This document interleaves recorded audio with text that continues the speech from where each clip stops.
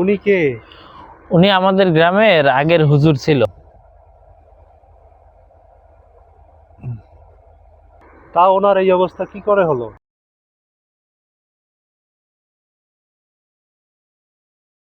Chairman সাহেব, আমাদের গ্রামের হুজুর তো অনেক সমস্যা করতেছে।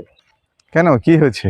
চেয়ারম্যান সাহেব, ফজরের নামাজের সময় হুজুর সবার বাড়িতে গিয়ে টিনের বেড়ায় বাড়ি মারে, ঘুম থেকে উঠে দেয় নামাজ পড়ার জন্য। বিষয়টা আমি দেখতেছি।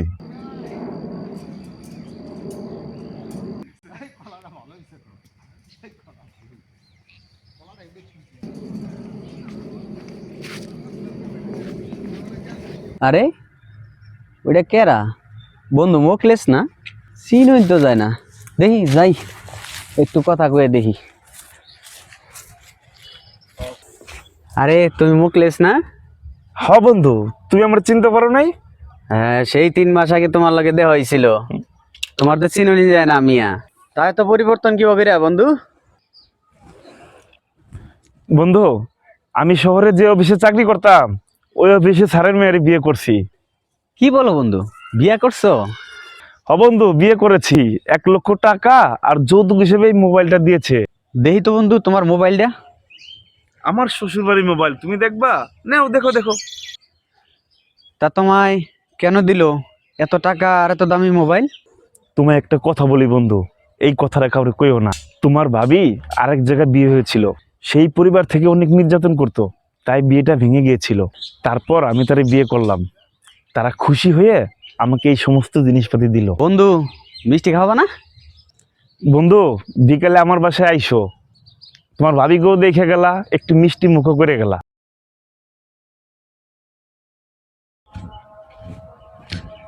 চেয়ারম্যান সাহেব, বাসায় আছেন নাকি? একটু বাড়িতে একটু কাজ টাজ করাইতেছি তো, তাই জন্য একটু ব্যস্ত। কি ব্যাপার চেয়ারম্যান সাহেব, আপনার কি রাতে ঘুম হয়নি? এখনো ঘুম ঘুম ভাব। এত বড় সাহস হুজুরের! ভোরবেলা আমার বাড়ি তো জানালার বাড়ি দিয়েছে। হুজুর, আপনি তো বলেন সবাই নামাজ পড়তে আসতে, কিন্তু কেউ তো আসে না। তাহলে সবাইকে বলে কি লাভ হয়? নামাজের কথা তো তাদের লাভ ক্ষতির জন্য বলা হয় না, তাদের পরকালের ভালোর জন্য বলা হয়। কিন্তু মানুষের তো পরকাল নিয়ে চিন্তা নেই, তারা দুনিয়া নিয়ে ব্যস্ত হয়ে পড়েছে। তুমি যে আমার কাছ থেকে পেঁয়াজ লাগানোর সময় 5,000 টাকা নিয়েছিলা, ওটা লাভ আসল কিছুই দিলা না। চেয়ারম্যান সাহেব, এবারে তো পেঁয়াজের ফলন খুব ভালো হয়েছিল। চেয়ারম্যান সাহেব, পেঁয়াজের ফলন তো ভালোই ছিল, কিন্তু লাভ তো হয়ই নাই, আরো লস হয়ে গেছে। লাভ লস বুঝি না, আমার লাভে আসলে সব টাকা তোমার দিতে হবে। এবার আলু লাগাইছি, ফসল হইলেই আপনার টাকা সুদে আসলে সব দিয়ে দিমুনি। লাভ কিন্তু ডাবল দিতে হবে। চেয়ারম্যান সাহেব, কৃষকের যখন ফসল ওঠে তখন দাম কমে যায়, পরে আবার আমাদের বেশি দাম দিয়ে ফসল কিনতে হয়। চেয়ারম্যান সাহেব, আপনিও এই ব্যবসা শুরু করেন। ঠিক বলছো, এই ব্যবসায় বেশি লাভ। আমার বন্ধুও এই ব্যবসাটাই করে। চেয়ারম্যান সাহেব, হুজুরের জ্বালাই তো ঘুমাই দিতে পারতাছি না। হ্যাঁ চেয়ারম্যান সাহেব, ঠিকই কইছে। তাহলে চেয়ারম্যান সাহেব, হুজুরে গ্রাম থেকে তাড়াইয়া দেন। আচ্ছা, হুজুরকে ঢাকায় নিয়ে আসো। হুজুর, আপনি সম্মানিত ব্যক্তি, তাই আমরা সবাই আপনাকে সম্মান করি। আপনি এই গ্রাম থেকে চলে যান। ঠিক আছে, আমি চলে যাচ্ছি। আমি শুধু চেয়েছিলাম আপনারা নামাজ পড়েন, তবু আপনাদের কাছে আমার শেষ অনুরোধ, আপনারা নামাজ পড়েন। বন্ধু, তোমারই তো খুঁজতেছি। আমায় খুঁজছিলা কেন?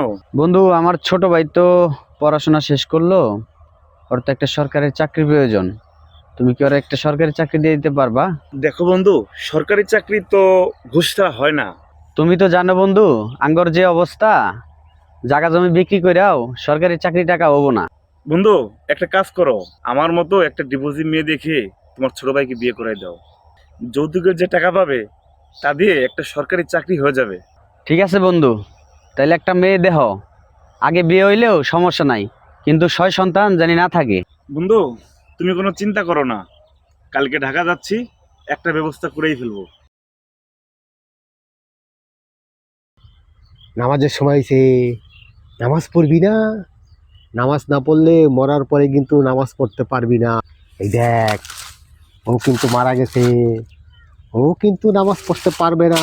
আমার ভাই, তোমার ভাই, সত্তর ভাই, সত্তর ভাই, আমার ভাই, তোমার ভাই, সত্তর ভাই, সত্তর ভাই, আমার ভাই, তোমার ভাই, সত্তর ভাই, সত্তর ভাই।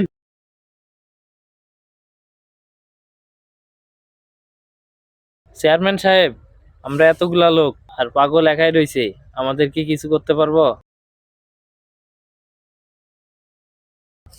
আমার সাথে এতগুলো লোক, ও কিছুই করতে পারবে না। আমার সাথে এতগুলো লোক কই গেল?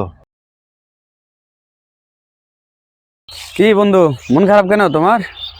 আর বলো না বন্ধু, তোমার ভাবিকে তো গ্রামের বাড়ি রেখে আসছিলাম, এখন মা বোনের সঙ্গে খুব খারাপ ব্যবহার করছে, এমনকি সে গ্রামেও থাকতে চাচ্ছে না।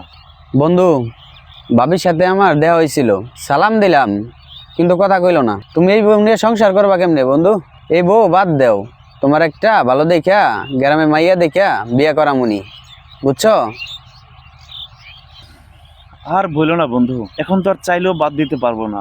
যৌতুকের টাকা জানিয়েছিলাম, তাও শেষ হয়ে গেছে। আবার কাবিনের 5 লাখ টাকাও দিতে হবে। এখন আমার জায়গা জমি সব বিক্রি করলেও এত টাকা হবে না। কি বলো বন্ধু? কি করা এখন? এখন তাদের কথা মতোই চলতে হবে। আপনারা কেউ যৌতুক নিয়ে বিয়ে করেন না, সারা জীবন ধ্বংস হয়ে যাবে। বিপদে বললে বোঝা যায় কে আপন কে পর, সবাই কিন্তু স্বার্থপর। তা ঠিক বলেছেন।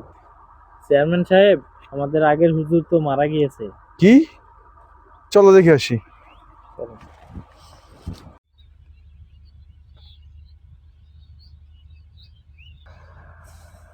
হুজুর মুখটা একটু খুলো তো দেখি।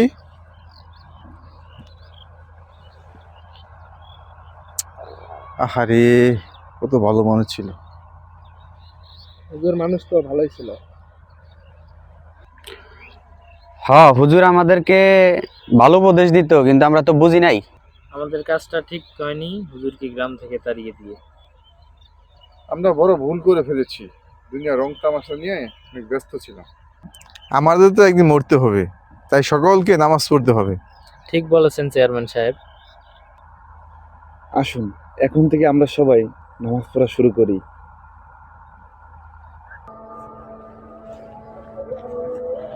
আসসালামু আলাইকুম চেয়ারম্যান সাহেব, ওয়ালাইকুম আসসালাম। কেমন আছেন?